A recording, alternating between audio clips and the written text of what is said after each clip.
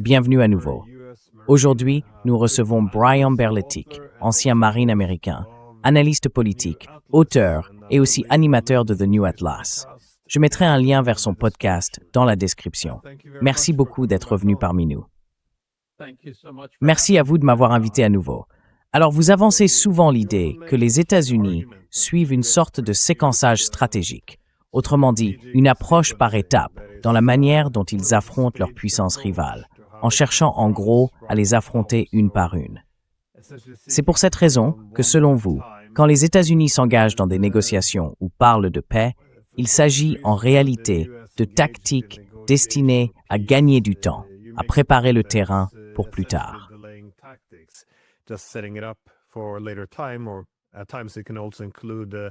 Parfois, ça peut aussi vouloir dire une autre répartition des rôles, autrement dit, déléguer une partie de la guerre à des alliés. Eh bien, j'ai pensé à vous en lisant ce discours récent d'Elbridge Colby, le sous-secrétaire américain à la Défense chargé de la politique. Dans ce discours, il dit de façon, je dirais, on ne peut plus claire, que les États-Unis ne cherchent pas à mettre fin à la guerre en Ukraine. Au contraire, il la confie aux Européens, qui devraient continuer à se battre et à intensifier le conflit. Je me demandais, comment avez-vous interprété ce discours?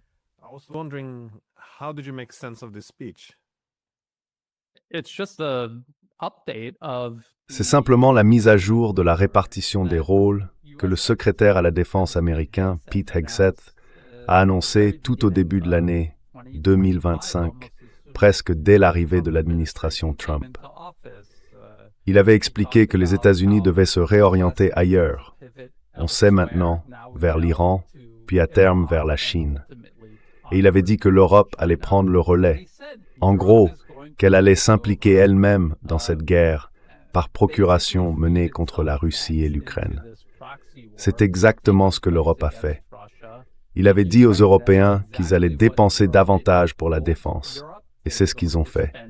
Et il leur avait dit qu'ils allaient renforcer encore leur soutien à l'Ukraine. Et ils l'ont fait aussi.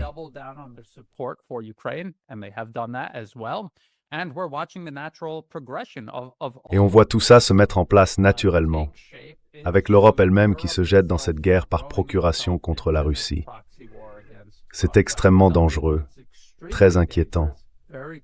Le discours qui vient de Russie, quand on sait et qu'on voit eux aussi comment tout ça se met en place, est vraiment, vraiment préoccupant. Et malheureusement, c'est ce vers quoi tout cela devait finir par aboutir, de toute façon.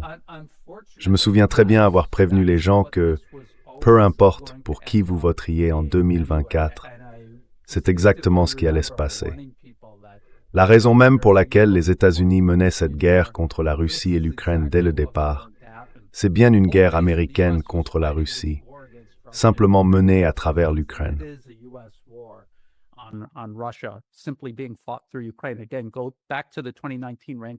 Encore une fois, revenons à l'étude de la Rand Corporation de 2019 sur la façon d'étendre la guerre avec la Russie. Tout l'objectif, c'était de créer l'un des nombreux dilemmes pour la Russie. Ils appliquent une stratégie similaire vis-à-vis de l'Iran et à terme de la Chine, créer toutes sortes de dilemmes et pousser la Russie à bout autant que possible. Leur intention n'a jamais été d'écraser ou de vaincre la Russie uniquement à travers cette guerre entre la Russie et l'Ukraine. C'était simplement l'une des nombreuses options politiques évoquées dans ce document et qui ont depuis été mises en œuvre. L'un des points dont il parlait, c'était la destruction des exportations d'énergie russe vers l'Europe et la manière dont les États-Unis allaient augmenter leurs exportations de gaz naturel liquéfié vers l'Europe.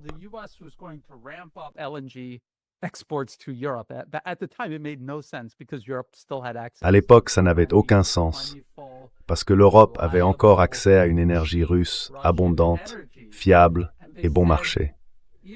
Et il disait même dans le document qu'en temps de paix, les chances que ça fonctionne étaient très faibles, sauf que ça a marché. Et vous savez comment ils ont réussi à faire en sorte que ça marche? Ils ont pris le temps de paix et ils l'ont tout simplement transformé en temps de guerre. La seule façon de maintenir cette politique, qui consiste à rendre l'Europe dépendante de l'énergie américaine, et à l'éloigner de l'énergie russe, tout en affaiblissant la Russie, c'est de faire durer la guerre. Donc il n'a jamais été question à aucun moment que les États-Unis veuillent vraiment faire la paix avec la Russie.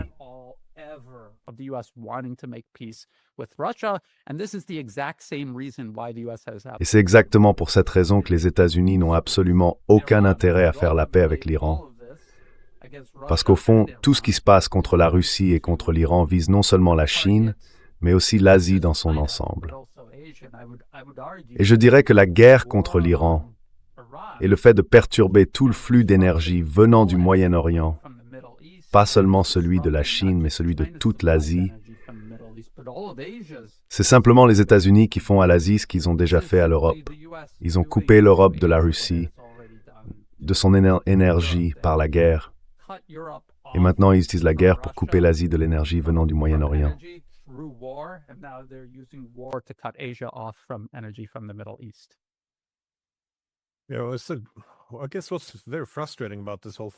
Ce qui est vraiment frustrant dans toute cette histoire, c'est que toutes les preuves sont là. Et pourtant, on a l'impression qu'il y a une volonté très délibérée de vivre dans une sorte de petit monde artificiel, tel qu'on nous le présente. On peut regarder du côté de ceux qui ont parlé des avantages de la guerre en Ukraine. Graham, McConnell, Kellogg, Romney. La liste est longue, William. Eux, ils disent « Ah, ce sera une bonne guerre. On peut se battre avec les Ukrainiens. Pas besoin de sacrifier nos propres soldats. Et en utilisant l'Ukraine pour affaiblir la Russie, on pourra se concentrer sur les Chinois à la place. »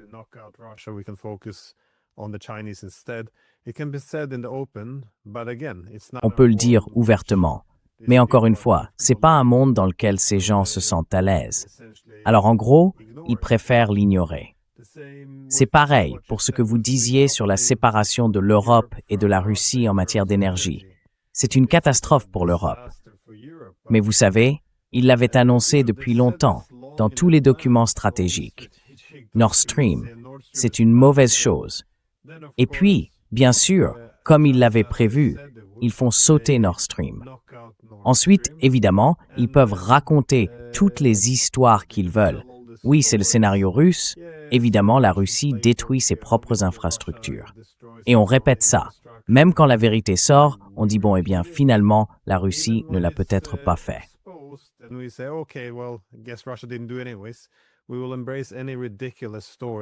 On est prêt à croire n'importe quelle histoire absurde plutôt que d'affronter la réalité. Donc oui, c'est assez étrange que tout ça soit vrai, mais ça paraît quand même assez évident que le but, c'est de transférer la guerre aux Européens. En gros, de faire des Européens les nouveaux Ukrainiens. Et ces escalades m'inquiètent, surtout pour deux raisons principales. D'abord, le programme massif de drones, mené de façon très ouverte, rend la situation presque impossible à ignorer pour la Russie, ce qui risque d'aggraver encore les choses. On sait maintenant que des attaques partent du territoire de l'OTAN, c'est-à-dire de pays européens, la Finlande et les États baltes. Tout ça se passe alors que les États-Unis se retirent progressivement et confient cette guerre aux Européens, qui semblent d'ailleurs très désireux de la reprendre à leur compte. Alors, est-ce que vous pensez que les Européens sont en train d'être préparés à la guerre?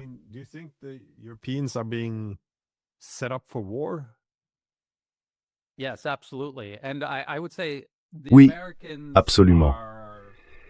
Et je dirais que les Américains se retirent, dans le sens où ils se déchargent de leurs responsabilités, mais ils restent très impliqués dans la guerre. Le commandement américain est toujours en Allemagne, à superviser l'ensemble du conflit.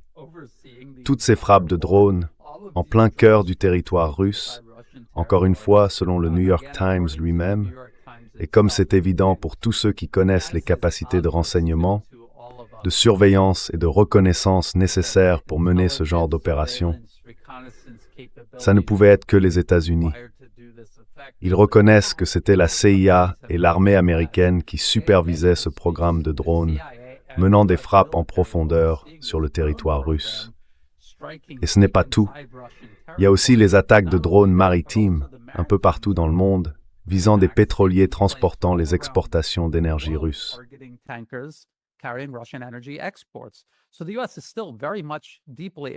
Donc, les États-Unis restent très impliqués, ils supervisent tout ça de près, mais en même temps, ils se déchargent de toute responsabilité. Et ils mettent les Européens en première ligne. Comme vous l'avez dit, ils préparent aussi les Européens à devenir le prochain relais, le prochain acteur de substitution, à mesure que l'Ukraine s'effondre lentement. Je pense qu'on va voir une approche très progressive, par petites étapes, un peu comme des tranches fines, où les Européens s'impliqueront un peu plus à chaque fois.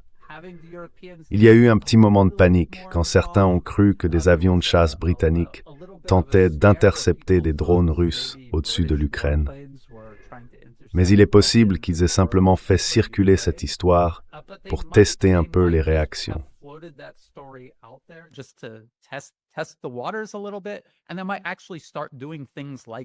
Et ils pourraient bien commencer à faire ce genre de choses petit à petit pour impliquer l'Europe de plus en plus profondément.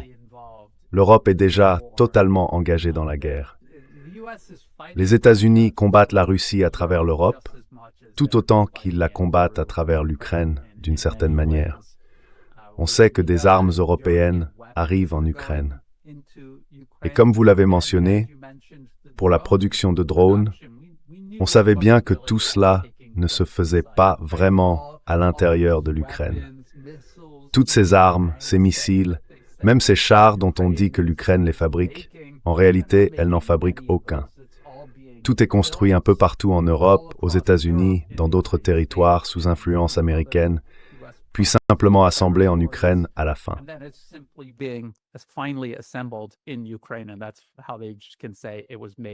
Et c'est comme ça qu'ils peuvent dire que ça a été fabriqué en Ukraine. Tout un processus s'est mis en place depuis des années, tout le déroulement de cette guerre par procuration. Et malheureusement, on a vraiment l'impression que l'Europe va finir par se retrouver presque en conflit direct avec la Russie. Les gens vont se demander pourquoi l'Europe fait ça, parce que ça ne sert absolument pas ses intérêts. Mais c'est là qu'on voit le danger et la force de l'emprise politique américaine sur ces pays. Ils contrôlent l'espace de l'information. Ils contrôlent l'espace politique. Les entreprises américaines travaillent main dans la main avec certains des plus grands intérêts européens, mais dans bien des cas, ce sont les intérêts américains qui dominent, même en Europe. Et c'est pour ça que tout cela se produit.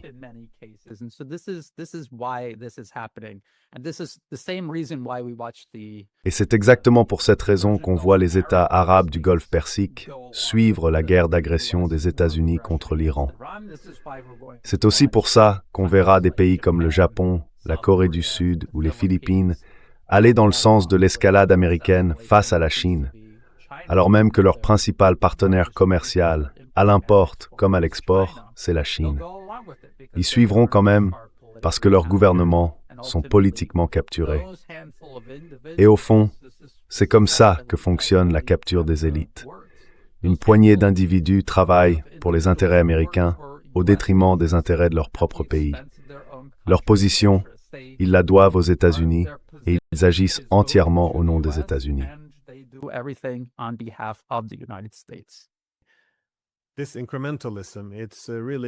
Cet engrenage progressif, c'est très subtil, parce qu'on ne le remarque pas vraiment au jour le jour. Mais vu que cette guerre dure depuis au moins l'invasion russe, donc depuis plus de 4 ans maintenant, la rhétorique et le ton ont clairement changé. C'est évident quand on regarde ce qui s'est passé. Par exemple, ici en Norvège, au moment de l'invasion, on avait un premier ministre qui disait très clairement qu'en aucun cas on n'enverrait des armes à un pays en guerre.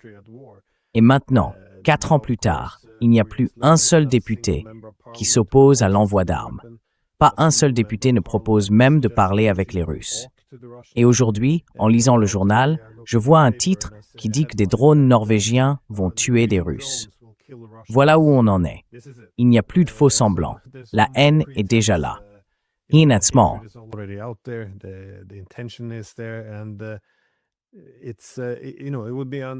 Et c'est vrai, il y a 4 ans à peine, un tel langage, de telles positions, aurait été impensable. Mais c'est ce processus graduel, ça s'accumule, toute forme de dissidence est peu à peu effacée. Et c'est assez inquiétant de voir ce glissement et la manière dont le public suit tout ça, presque sans réagir. Mais je voulais revenir sur le concept que vous venez d'évoquer, la capture des élites. Parce que quand on vit en Europe, on a souvent l'impression qu'une grande partie de la classe politique a été, disons, formée de très près par les États-Unis. Parfois, leurs loyautés ne sont pas très claires non plus. Ce n'est pas censé être une remarque polémique de dire que l'Europe a une élite politique dénationalisée, très influencée par les États-Unis. Alors, selon vous, comment cela se manifeste-t-il? Quels sont en Europe les instruments de cette capture des élites? Je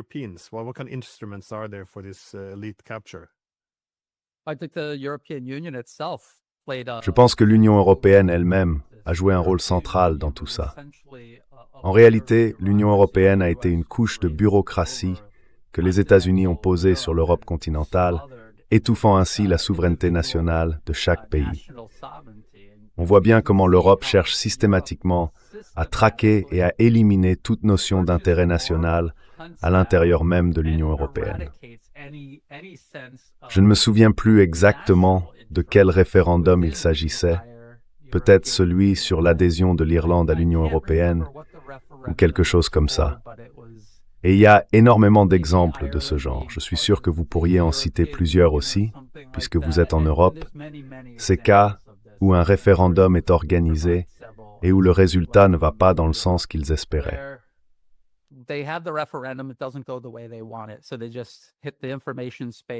Alors, ils frappent simplement l'espace de l'information pendant 1 an ou 2, puis ils recommencent encore et encore, jusqu'à ce que cet espace soit suffisamment manipulé pour obtenir les résultats qu'ils veulent. Sauf que ça, ce n'est pas une véritable autodétermination. C'est l'illusion de la démocratie et de l'autodétermination utilisée pour manipuler, contrôler les gens et les orienter dans une direction qui est, en réalité, objectivement contraire à leurs propres intérêts. Et le fait que tous ces pays européens soient collectivement placés sous l'Union européenne, soumis à une politique étrangère commune qui va à l'encontre des intérêts de l'Europe dans son ensemble et de chaque État membre pris individuellement.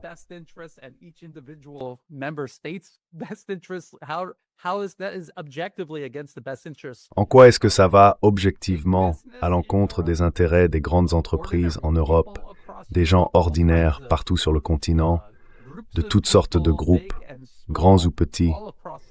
On voit bien à quel point ça a nui à l'Europe. Et on peut simplement regarder ce qui s'est passé depuis, disons, 2014. Avant 2014, je pensais vraiment qu'il y avait une bonne chance que l'Europe parvienne à se libérer de la subordination aux États-Unis. Parce qu'ils construisaient les gazoducs Nord Stream, ils travaillaient étroitement avec la Russie et avec la Chine, et je pensais sincèrement qu'ils allaient y arriver. Mais encore une fois, les États-Unis ont provoqué une guerre.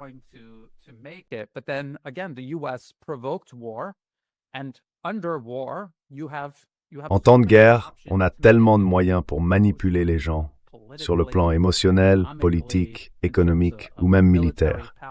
Et c'est exactement ce qu'ils ont fait. Ils ont utilisé le conflit qu'ils ont créé avec la Russie en Ukraine pour perturber le processus qui était en cours, pour couper l'Europe de la Russie, et aussi pour commencer à couper l'Europe de toute coopération avec la Chine. Du coup, toutes les alternatives ont disparu. Les États-Unis ont littéralement fait exploser Nord Stream et avec la persistance de cette guerre contre la Russie, ils ont forcé l'Europe à couper petit à petit toutes ces sources d'énergie venues de Russie.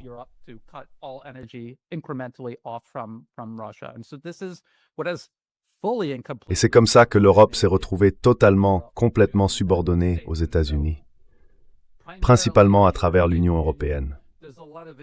Il y a beaucoup d'institutions et de programmes que les Américains gèrent en Europe, très semblables au National Endowment for Democracy, à l'AIPAC, ou à d'autres organisations et institutions parallèles ou proches, qu'elles soient issues du gouvernement américain ou de fondations privées. Et ils ont grignoté petit à petit. Comme vous le dites, ça s'est fait tellement lentement que les gens ne s'en sont vraiment pas rendus compte avant qu'il ne soit trop tard. Aujourd'hui, ils ont déjà accumulé un pouvoir énorme sur l'Europe. Et malheureusement, les Européens ne peuvent plus vraiment s'organiser pour s'y opposer.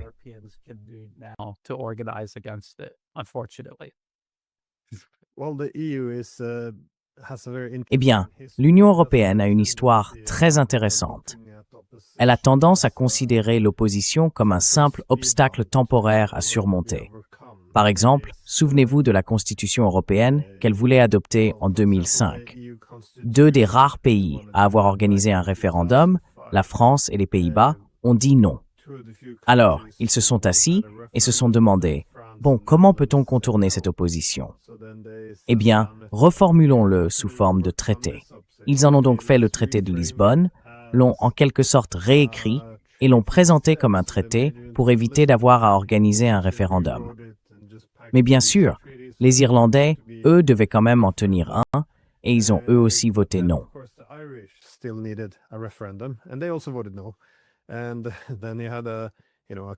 Et puis ils ont lancé une campagne pour les rééduquer, pour leur mettre suffisamment de pression. Et ils les ont fait revoter l'année suivante. Et là, ils ont eu le bon résultat. C'est comme ça que ça avance. Et ils ont toutes sortes de moyens pour rassurer en disant que, tu sais, à mesure que l'Union européenne évolue, qu'elle prend plus de pouvoir, il y aura toujours la prise de décision à l'unanimité, ce genre de choses. Mais maintenant, on entend von der Leyen dire « Eh bien, on ne peut pas continuer comme ça. Ça nous rend otages, incapables de décider. Il faut qu'on puisse se défendre. » Alors forcément, ils vont centraliser de plus en plus de pouvoir. Et ça, évidemment, ça crée pas mal de tensions.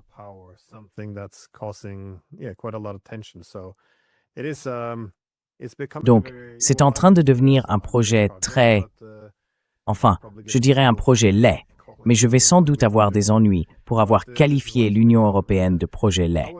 Pourtant, c'est bien ce qu'elle est devenue.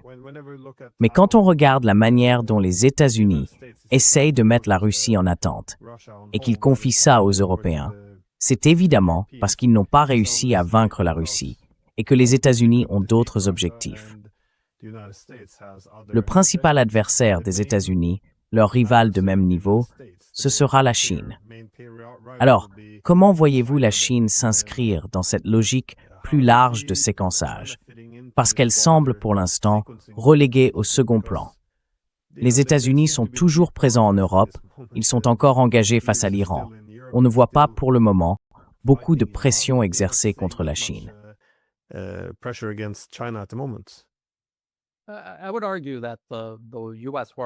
Je dirais que la guerre d'agression menée par les États-Unis contre l'Iran est en réalité une attaque directe, non seulement contre la Chine, mais aussi contre les alliés mêmes des États-Unis. Je les appellerais des sortes de proxys en Asie. Et si on regarde les exportations d'énergie de toute la région, pas seulement celles de l'Iran vers la Chine, puisque l'Iran exportait pratiquement toute son énergie vers la Chine, eh bien ces exportations ont beaucoup diminué, principalement à cause du blocus américain. Les États-Unis mentent. Ils ne contrôlent pas tout le trafic maritime entrant et sortant d'Iran, mais ils refoulent certains navires, et beaucoup de ces navires transportent des hydrocarbures vers la Chine. Le vrai problème, c'est que tout ce conflit, et ça ils le savaient, tout le monde savait que ça arriverait si les États-Unis attaquaient l'Iran, ils savaient que le détroit d'Ormuz serait fermé. Ils savaient que l'Iran riposterait.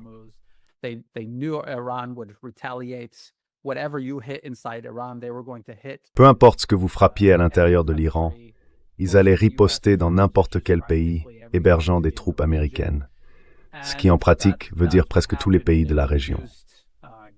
Et c'est exactement ce qui s'est passé. Ça a réduit la production de gaz, donc les exportations de gaz, mais aussi celle de pétrole. La situation est devenue tellement grave qu'aujourd'hui, certains pays d'Asie, comme le Vietnam, le Japon ou la Corée du Sud, achètent désormais plus de gaz aux États-Unis qu'au Moyen-Orient. C'est du jamais vu, parce qu'ils tiraient pratiquement toute leur énergie du Moyen-Orient. Pour certains de ces pays, plus de 90% de leur énergie venait de là-bas. Et maintenant, ils l'achètent aux États-Unis.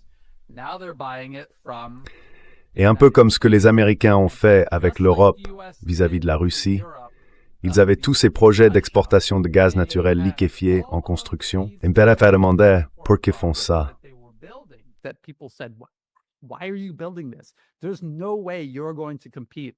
Il n'y a aucun moyen de rivaliser avec le gaz du Moyen-Orient, qui est stable, fiable et bon marché.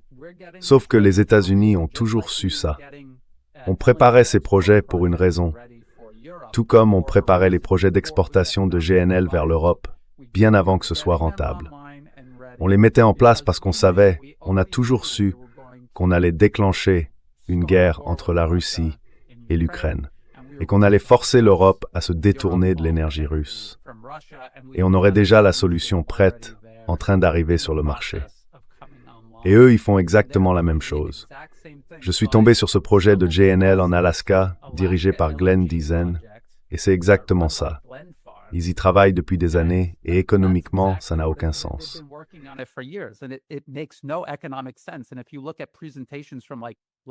Et si on regarde les présentations de l'an dernier, en 2025, on les voyait presque supplier le public en disant « Oui, c'est économiquement logique ». Ils ont parlé à plusieurs reprises des voies maritimes contestées, encore et encore, en expliquant que si l'Asie reçoit de l'énergie depuis l'Alaska, c'est comme un pipeline virtuel. Personne ne peut y toucher. Et il y a tellement d'autres voies maritimes disputées, beaucoup moins sûres, ailleurs. Mais ce qu'ils n'ont pas dit, c'est que ce serait la guerre d'agression des États-Unis contre l'Iran l'année suivante qui finirait par fermer ses routes et rendrait ce projet jusque-là non viable, soudainement rentable. C'était donc clairement une conspiration préméditée.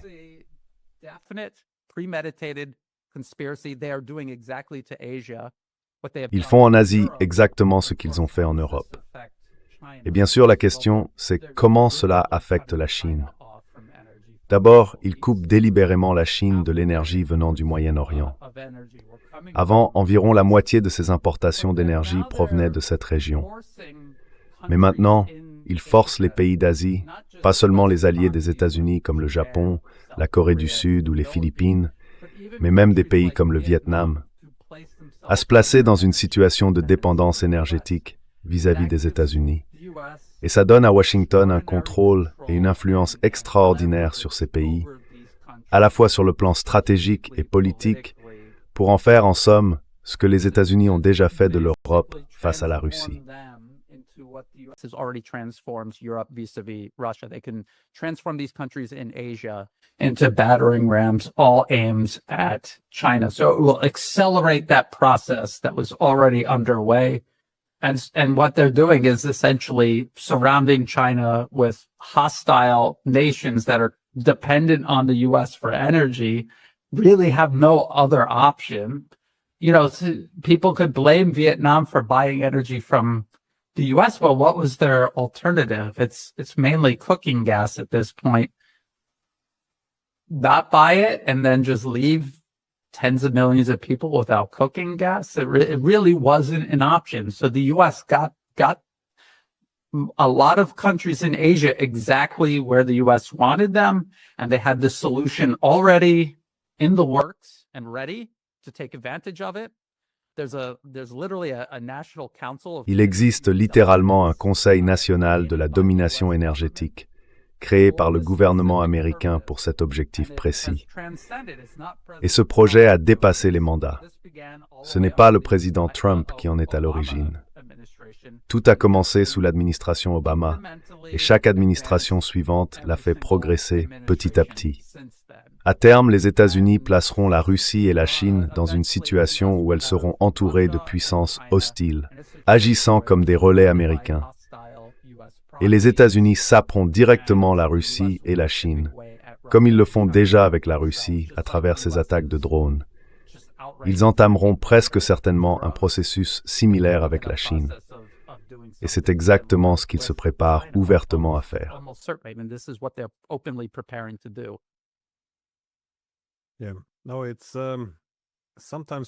Oui, parfois on se demande pourquoi les différents dirigeants ne comprennent pas vraiment ce qui se passe. Parce que d'un côté, Trump parle de sa volonté de mettre fin à la guerre en Ukraine, parce qu'il est soi-disant profondément choqué par toutes ces morts. Et en même temps, les États-Unis sont encore complètement impliqués dans cette guerre. Mais hier encore, j'ai vu que le secrétaire américain à l'énergie, Chris Wright, était en Croatie pour promouvoir le projet de pipeline de la paix de Trump.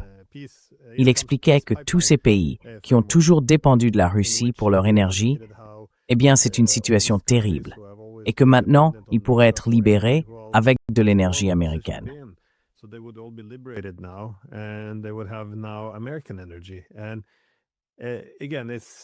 Encore une fois, c'est très frontal, mais en même temps, ça soulève une question. La seule raison pour laquelle ils choisiraient une énergie américaine plus chère, et je dirais moins fiable, c'est bien parce que la guerre est en cours. Alors, jusqu'à quel point peuvent-ils vraiment se permettre de laisser cette guerre s'éteindre? Je veux dire, vers la fin de la guerre froide, Gorbatchev avait fait remarquer aux Américains que si on mettait fin à la guerre froide, il fallait aussi reconnaître et gérer ce que cela signifiait pour les structures de pouvoir. Parce que tout le système d'alliance, qui plaçait Washington et Moscou dans une position très forte, était devenu dépendant de la guerre. Donc, si on met fin à la guerre froide, il faut aussi penser à nos faucons, à ceux qui vivent de cette logique, et accepter de s'en détacher. Mais on ne dirait pas que les États-Unis soient prêts, d'une manière ou d'une autre, à se retirer de cette guerre.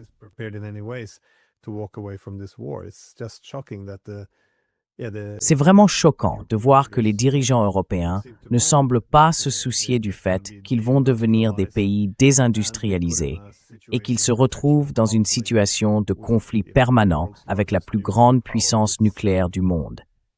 On a du mal à comprendre pourquoi. Mais selon vous, quelles sont les chances que cette affaire iranienne continue encore un moment? Parce qu'en Europe, on peut très bien confier la guerre aux Européens. D'accord. Ils semblent plus que disposés à sacrifier leurs économies et à envoyer leurs fils et leurs filles mourir. Mais au Moyen-Orient, on ne peut pas confier la guerre aux États du Golfe. D'abord, ils n'en ont pas les moyens. Et ensuite, ils ne sont pas prêts à se battre non plus. Alors, combien de temps les États-Unis peuvent-ils rester dans cette position? Parce qu'eux aussi s'épuisent, notamment en munitions.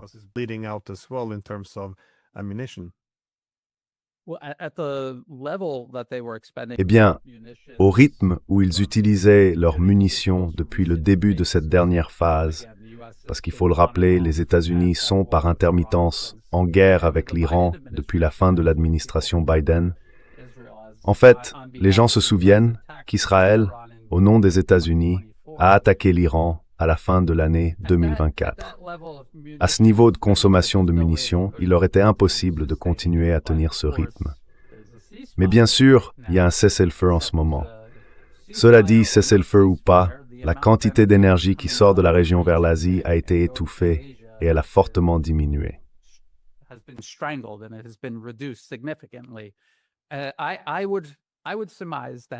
Je dirais que si l'énergie recommence à circuler, que ce soit depuis l'Iran ou depuis d'autres États de la région, les États-Unis relanceront les hostilités pendant une semaine ou deux, frapperont peut-être l'île de Karg, et l'Iran ripostera en s'en prenant à la production d'énergie des États arabes du Golfe, ce qui réduira à nouveau la capacité de production et donc les exportations de la région.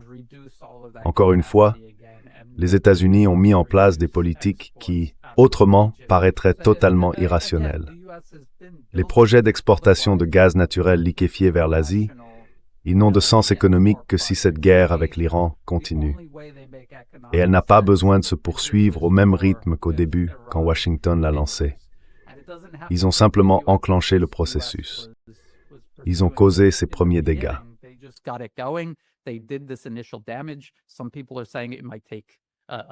Certaines personnes disent qu'il pourrait falloir 1 an, voire plus, pour réparer une partie des dégâts, notamment en ce qui concerne la production d'énergie et les exportations dans certains États du Golfe Persique. Donc, tout ce qu'ils ont à faire, c'est de maintenir cette situation, de garder le flux d'énergie sous menace et réduit le temps de faire cette transition. On se souvient que la transition de l'énergie russe vers l'énergie américaine en Europe est encore en cours. Les Européens ne se sont pas encore complètement détachés de l'énergie russe. C'est donc un processus qui va s'étaler sur plusieurs années. Les États-Unis veulent accélérer ce mouvement le plus vite possible Mais il y a une limite à la vitesse à laquelle ils peuvent aller.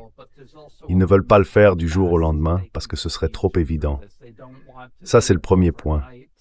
Le deuxième, c'est que ça pourrait créer tellement d'instabilité que certains pays finiraient par dire « Bon, ça suffit maintenant ».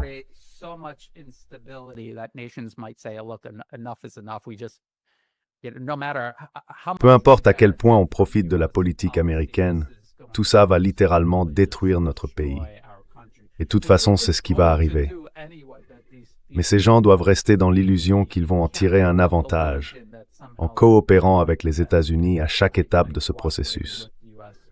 Et ça inclut les États arabes du Golfe Persique, ces alliés de Washington qui accueillent des troupes américaines. Peu importe ce qu'ils disent en public, ils profitent de cette relation et ils pensent être suffisamment protégés des pires conséquences. Je suis sûr que les États-Unis leur ont donné toutes sortes de garanties, à eux comme à leurs alliés européens, en leur promettant qu'à terme, tout ça finirait par leur être bénéfique.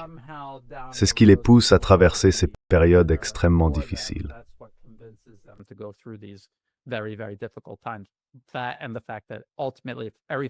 Et puis, il y a ce fait que finalement, si tout se passe bien, enfin, complètement de travers, ils ont les moyens financiers de simplement partir, d'aller ailleurs et de laisser tout le monde derrière eux dans leur propre pays. C'est au fond ce qui arrivera à la population ukrainienne. Leurs dirigeants, soutenus par les États-Unis, pourraient très bien s'en aller, se réfugier ailleurs si tout tournait à la catastrophe. Et malheureusement, c'est là où on en est. Ce qui veut dire qu'il n'y aura pas de paix en Europe. Il n'y aura pas de paix non plus au Moyen-Orient. Et ce conflit finira par se déplacer directement vers l'Asie.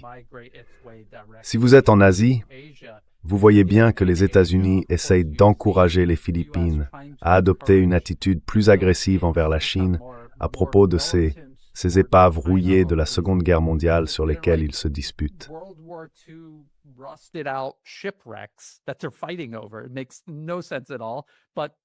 Ça n'a aucun sens. Mais les Philippins le font parce que les États-Unis leur ont dit de le faire, parce qu'ils sont politiquement sous leur influence. C'est pour ça qu'ils cherchent la confrontation avec leur principal partenaire commercial, à la fois pour les importations et les exportations. Et le Japon, on le voit devenir de plus en plus militarisé.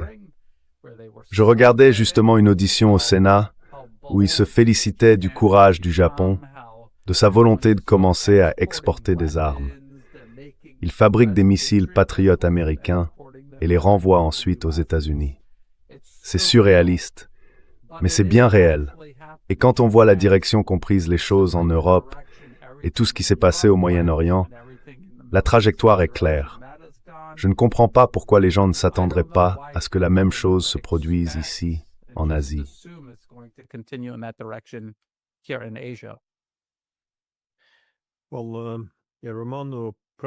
Eh bien, Romano Prodi, l'ancien Premier ministre italien et aussi ancien président de la Commission européenne, a prédit qu'à un moment donné, le gaz russe recommencera à être envoyé vers l'Europe, mais seulement une fois que les Américains auront pris le contrôle des infrastructures de gazoducs, autrement dit, pour pouvoir toucher leur part. Donc, je pense que les gens voient bien ce qu'il y a derrière toute cette rhétorique du genre « c'est la faute de la Russie » ou « ce sont les gens sur le voilier ». Tout ça, c'est du n'importe quoi. Je crois que certains savent très bien ce qui se passe, mais comme vous l'avez dit, il n'y a pas vraiment moyen d'en sortir non plus. On voit aussi que la connectivité entre beaucoup de ces puissances eurasiennes passe de plus en plus par la terre.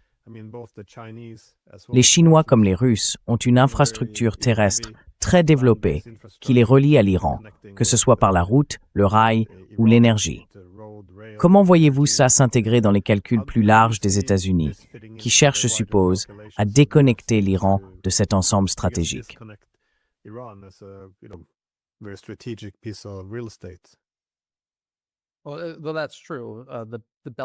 Oui, c'est vrai. L'initiative des nouvelles routes de la soie, c'est un immense projet chinois qui s'étend à travers l'Eurasie et même au-delà. Les énormes réserves que la Chine a accumulées. Enfin, tout ça montre bien qu'elle savait que ce jour viendrait et qu'elle a beaucoup investi pour s'y préparer. La Russie aussi. Je me souviens, avant 2014, je me demandais pourquoi la Russie renforçait autant son armée de cette manière-là. À l'époque, ça paraissait excessif. Mais évidemment, ils voyaient tout ça arriver et ils s'y préparaient. L'Iran fait exactement la même chose. La défense en mosaïque dont j'ai parlé au tout début du conflit les a presque certainement aidés à tenir, au moins pendant cette phase de la guerre. Et c'est quelque chose qu'ils préparaient depuis des années, avec leur programme de missiles balistiques. Preparing for years, the ballistic missile program. And as you mentioned, there's these linkages between Iran, Russia, and China over land. I don't think that there's sufficient enough for, say, Iran to export energy to China to replace what they were doing by sea. I mean, just transporting by sea is so much easier than, say, by rail. If there was a pipeline, that would be a different story, but there is no pipeline, not that I know of. So they prepared for this. The question is, did they prepare enough for this? And what can, say, Russia, China, and Iran together do to, say, help the nations in Asia that are now being forced to pick between no energy at all or placing themselves under U.S. energy dependence, which is a horrible place to be because they're not just going to sell you gas. There's an extra cost. Is as expensive as it will be, there's always an additional cost of. Il y a toujours un coût supplémentaire dans tout échange politique, un prix à payer. Les États-Unis s'y attendent et ils vont utiliser cette énergie comme moyen de pression. C'est exactement pour ça qu'ils ont mis tout ça en place. C'est leur levier sur l'Europe, que les Européens soient d'accord avec ce qu'on leur dit ou pas. Et ce sera pareil pour l'Asie. Donc il faut attendre un peu et voir comment tout ça va évoluer. Je sais que la Russie, l'Iran et la Chine s'y préparent depuis de très nombreuses années, parfois même depuis des décennies. Mais je ne suis pas certain de ce qu'ils peuvent vraiment faire pour, disons, le reste du monde multipolaire. Les États-Unis essayent en gros de déstabiliser, d'étouffer, de renverser et de laisser la Russie, la Chine et l'Iran isolés, complètement seuls. Je ne sais pas. Franchement, je ne sais pas ce qu'ils peuvent faire. Il faut que je me renseigne davantage.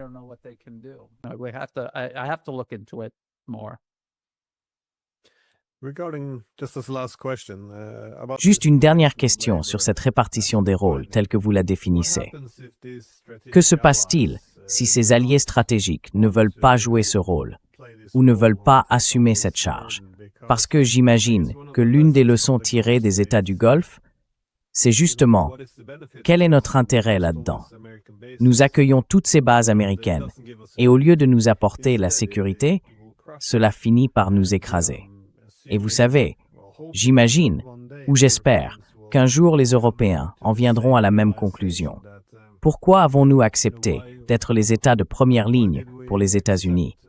Au lieu de chercher une architecture de sécurité commune avec les Russes, comme cela avait été envisagé au début des années 90. Cela aurait sans doute évité tous ces conflits et toutes ces guerres.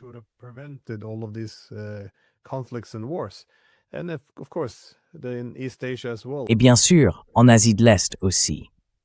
Je veux dire, pourquoi? Jusqu'à quel point? Que se passe-t-il si ces alliés, que ce soit les Philippines ou d'autres, le Japon, se rendent compte que cette répartition des rôles n'est pas vraiment équitable? En clair, qu'ils risquent d'être détruits simplement pour, disons, contenir ou affaiblir un adversaire des États-Unis. Parce que je le répète souvent, je ne comprends pas pourquoi les Ukrainiens continuent à se battre. Ils auraient pu obtenir un bon accord à n'importe quel moment au cours des... Enfin, au moins un meilleur accord, si on regarde maintenant, au cours des 12 dernières années. Chaque jour, cet accord devient de plus en plus mauvais. Et les États-Unis ne sont pas là pour les aider. Je me demande donc, que va-t-il se passer? À un moment donné, les Alliés devront bien reconnaître que ce qu'on appelle le partage du fardeau est loin d'être équilibré.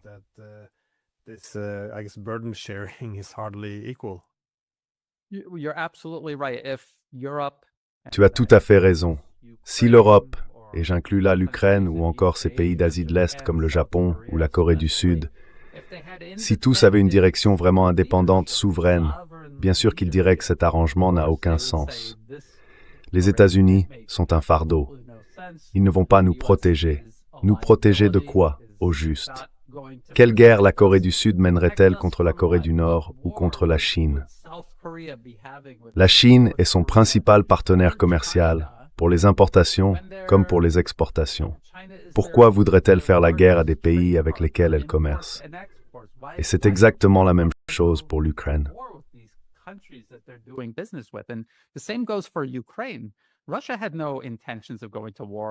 La Russie n'avait aucune intention d'entrer en guerre avec l'Ukraine avant 2014. À cette époque, l'un des plus grands partenaires commerciaux de l'Ukraine, c'était la Russie. Et la seule raison pour laquelle tout ça s'est complètement inversé, c'est à cause de la mainmise politique des États-Unis. Ils ont écarté la direction indépendante et souveraine du pays, aussi imparfaite soit-elle. On peut débattre de l'efficacité de ce gouvernement pour le peuple ukrainien, mais ils l'ont balayé pour le remplacer par un régime client, choisi à la main. Ensuite, ils ont construit tout un système autour de ce régime pour s'assurer qu'il reste au pouvoir. Et encore une fois, même le New York Times a reconnu que la CIA avait pris le contrôle de tout leur appareil de sécurité intérieure.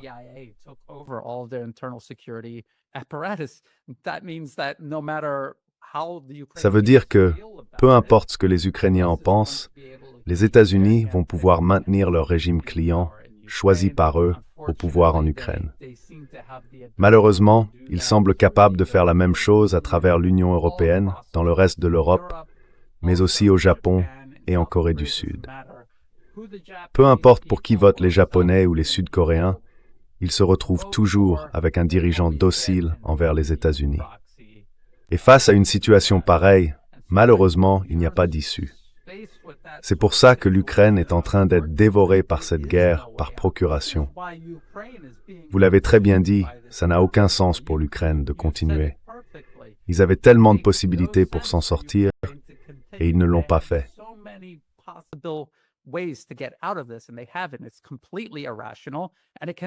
C'est complètement irrationnel, et ça ne peut venir que d'une capture politique.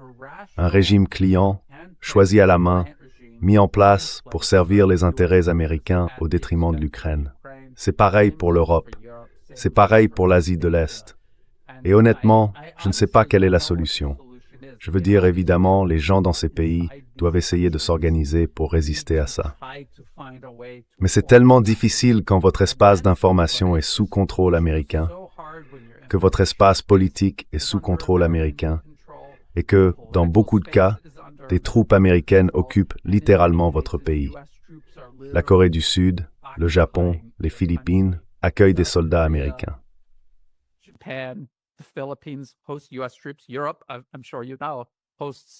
L'Europe, comme vous le savez sûrement, accueille des milliers et des milliers de soldats américains répartis dans de nombreux pays du continent. Donc oui, c'est un empire.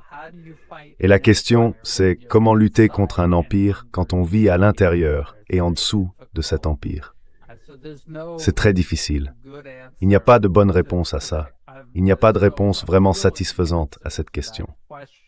Je pense que tout repose sur les gens qui ne sont pas d'accord avec ce système, qui cherchent à coopérer avec une approche multipolaire pour affaiblir le pouvoir que les États-Unis exercent pour capturer et contrôler ces pays. L'idée, c'est d'essayer d'inverser cette dynamique, d'aider peu à peu chaque pays à se libérer de la subordination américaine. Et il faut espérer que ça puisse fonctionner. Et surtout, il faut essayer d'y travailler.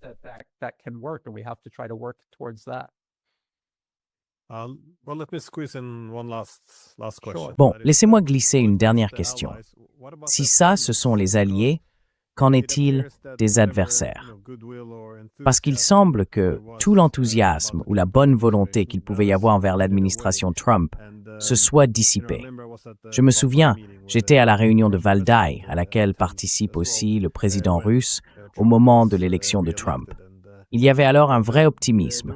L'idée qu'on pourrait peut-être travailler avec lui pour mettre fin à ce siècle d'hostilité entre les États-Unis et la Russie. Je veux dire, rationnellement, quels sont vraiment nos intérêts qui s'opposent, surtout maintenant que le monde devient de plus en plus multipolaire et global. especially now that the world is becoming more multipolar and they many believed in the rhetoric. Beaucoup ont cru à cette rhétorique. Encore une fois, je ne veux pas rester bloqué sur le passé. Je pense que tout ça appartient désormais au passé. Mais c'est justement là que je veux en venir. On dirait que beaucoup commencent à se rendre compte de cette stratégie d'enchaînement. La plupart des adversaires de l'Amérique, si on regarde les Iraniens, après 2 cycles de négociations où l'on disait qu'ils étaient proches d'un accord, avant qu'ils ne lancent cette attaque surprise, et maintenant, bien sûr, après 2 de ces fausses négociations qu'ils viennent d'avoir, celle d'Islamabad, que je qualifierais aussi de supercherie. Tout ça ne semble pas du tout sérieux. En réalité, tout ce à quoi les États-Unis se sont engagés, c'est au point de départ du plan iranien en 10 points.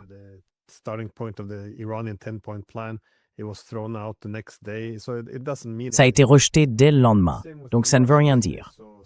Et c'est pareil avec les Russes. Ils ont vu 7 ans de bêtises autour des accords de Minsk. L'accord d'Istanbul a été saboté par les États-Unis et le Royaume-Uni. Et maintenant, tu vois, Trump les fait juste traîner. Franchement, ce ne sont plus des négociations sérieuses. Et je pense que les Chinois vont finir par s'en rendre compte, si ce n'est pas déjà fait, que les États-Unis ne cherchent pas à harmoniser les intérêts ni à gérer la concurrence. Ils cherchent à éliminer leur rival. Alors, qu'est-ce que ça veut dire? Tu penses que la diplomatie est morte?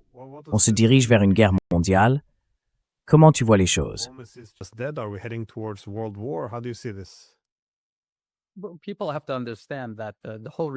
Les gens doivent comprendre que si rien n'a changé avec l'arrivée de l'administration Trump, c'est parce que les présidents ne contrôlent rien. Le Congrès non plus ne contrôle rien. Ce sont les monopoles financiers et industriels non élus à l'intérieur des États-Unis qui dirigent tout et qui profitent de tout. On parle d'un budget de la défense d'1,5 billion de dollars. C'est l'industrie de l'armement qui en tire les bénéfices. Les grandes compagnies pétrolières profitent aussi de projets qu'elles ont proposés, qui ont été approuvés par le gouvernement américain, sous Obama, Trump, puis Biden. Les projets actuels de l'administration Trump n'avaient absolument aucun sens sur le plan financier, jusqu'à ce que les États-Unis mènent des guerres d'agression pour les rendre rentables. Alors, quand on a des intérêts de ce type, tout est guidé par la recherche du pouvoir, du profit, et « oh, it's smart, you can redeem us word ».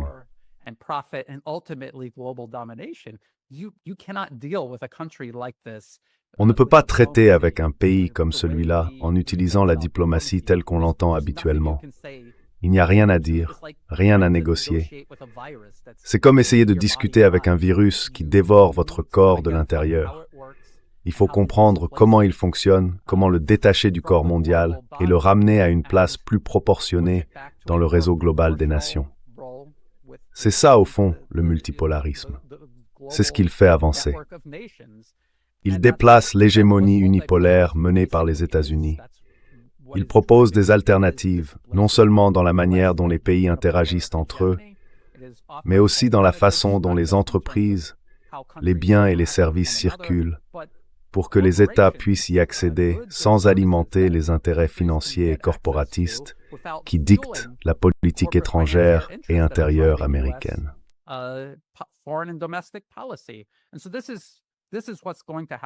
Voilà ce qui va devoir se passer.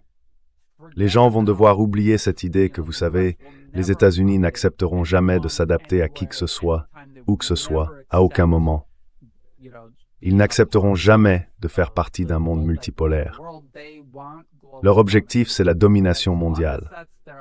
Tant que cette obsession les guide, le multipolarisme doit être déterminé à les écarter de toutes les régions du globe. Parce que partout où on ne le fait pas, c'est comme un virus dans le corps. S'il reste dans une partie du corps, il finit par la ronger. Et à la fin, tout le monde tombe malade et meurt. Et comme vous le savez, les virus finissent toujours par tuer leur hôte au passage.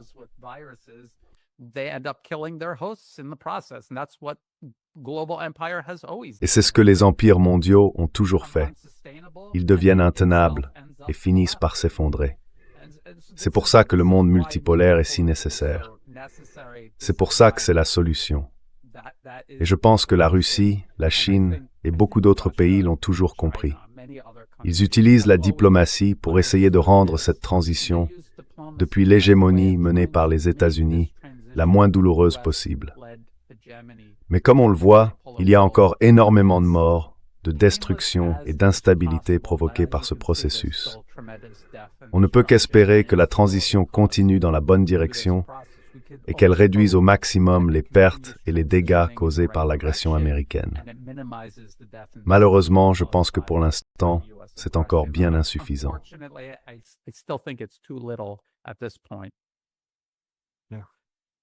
Well, you once told me that, Oui, tu m'as dit un jour que pour comprendre ce que font les États-Unis, il ne faut pas écouter les discours qu'ils tiennent à Washington. Il faut regarder les documents de politique publique, ceux qui sont financés par l'industrie de l'armement à travers les think tanks qu'elle soutient. Et oui, malheureusement, ça semble être très vrai. Et je pense qu'on entre maintenant dans une zone vraiment dangereuse. En gros, les vassaux des États-Unis s'engagent à fond pour devenir des États de première ligne, pendant que les adversaires, eux, ont compris qu'il n'y a plus de diplomatie. Il ne reste plus qu'à retarder une guerre devenue inévitable. Ce n'est pas une position enviable, loin de là. En tout cas, merci beaucoup d'avoir pris le temps. Tu veux ajouter un dernier mot avant qu'on conclue? Thank you so much for taking time. Do you have any final thoughts before or final words before we wrap up? No, I just, a lot of people feel depressed when they hear. Beaucoup de gens se sentent déprimés quand ils entendent ce genre de conclusion. Mais encore une fois, le monde multipolaire, c'est une réalité. Tout le monde, à tous les niveaux, grands ou petits, peut y contribuer. Et c'est notre seul espoir, c'est ce qu'on doit essayer de faire. Même toi et moi, en créant des alternatives aux médias occidentaux, en gros à la propagande occidentale, on essaie d'offrir une autre voie face à ce que les intérêts particuliers américains veulent imposer aux gens, ce qu'ils veulent qu'ils écoutent et qu'ils croient. Tout ça, je pense, finit par faire une différence. Et chacun de nous doit, à sa manière, continuer à essayer, parce qu'au fond, que peut-on faire d'autre? Et comme toujours, merci beaucoup de m'avoir invité. As always, thank you so much for having me on.